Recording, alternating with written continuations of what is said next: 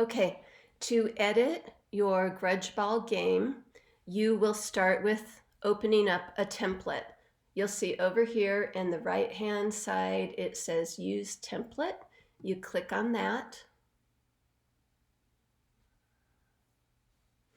And this will give you all the slides you need to play your game. So here's the directions on how to play, keeping score, a place for team names, and then you'll have 20 multiple choice questions. And it's editable right here, so you can type in your question and type your answer choices. And then this slide, this question slide, is linked to the answer slide. So when I click check answer, it goes to the answer, which is where you have previously written your answer.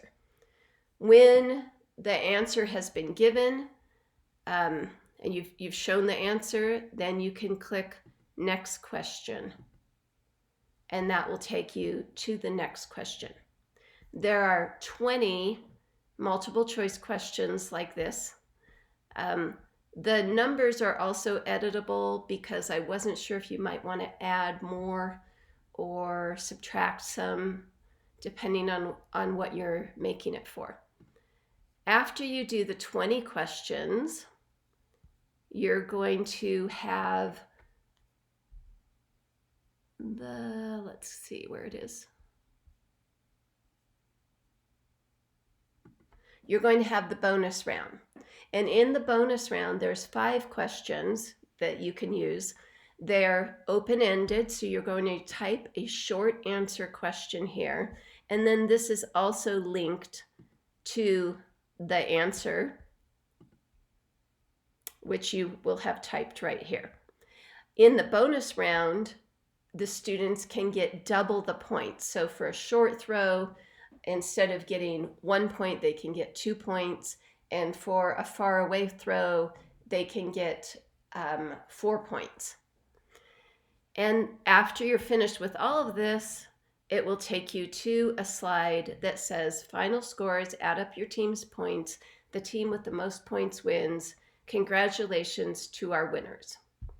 And you'll want to save what you've made under the name. Even though you use the template, you'll want to save the game that you've made under a name so that you can use the template again and make other games.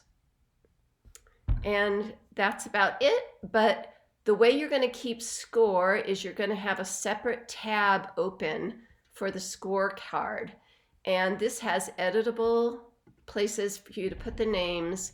And each team starts with 10 X's because they can have X's taken away or X's added to the team. So the easiest way to do this is have this in a separate Google slide. So you're playing your game, you're answering your questions, and you're going back and forth, toggling back and forth between the scorecard in order to add up the score. And at the end, the team with the most points wins.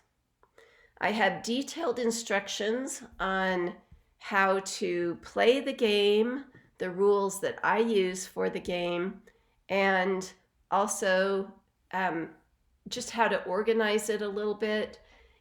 Things you need like setting the far shot and the close shot, how you want to rotate the teams. All of that is in the PDF. I hope you enjoy playing Grudgeball with your students.